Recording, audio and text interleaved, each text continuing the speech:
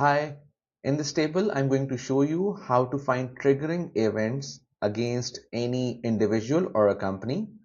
This is the clay table which you have built for people or decision makers in certain companies. And now we want to find some triggering events. To find the triggering events, we have used Claygent. We have to just click on any column. I'll show you how it works. We'll click on any column and you just click on AI. Once you have clicked on use AI, then you can create your own prompt, which the prompt is usually created by Claude or ChatGPT. You could refine them on your normal Claude or ChatGPT. And once you have modified it or adapted it according to your needs, then you can just copy and paste it here. So we create an AI column. Once you create an AI column, then we have used Helium, which is kind of a least consumed Claygent. So Claygent is pretty helpful in going to the web and collecting the correct data about the triggering events. So in this, we have a triggering event like if the company is currently hiring at the moment.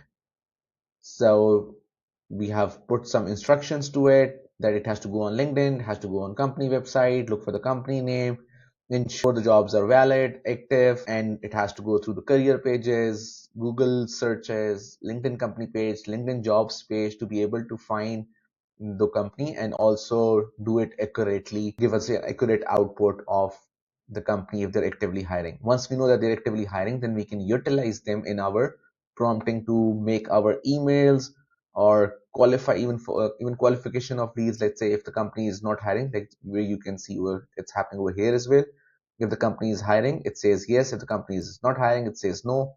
If it requires any evaluation or is not able to find any data, it shows unknown. Based on this qualification, we can generate email copy. Like if they're hiring, what would be the email copy? If they're currently not hiring, what could be the email copy? And if it's unknown, what could be the email copy? The email copy is adapted according to their output and qualification. Then we have another trigger, which is finding information about those companies based on their open roles. This is mainly finding about the company summary, lead summary, what kind of open roles they are hiring. See, you can see this company is not hiring, so there is no active roles. This company is hiring, so business development executive is open role. Who are here? It's DevOps role. Then you have software developer roles.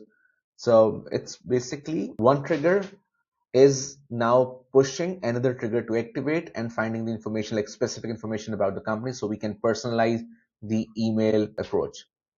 So this video is more about finding the triggers. Let me know if you have any questions. Thank you.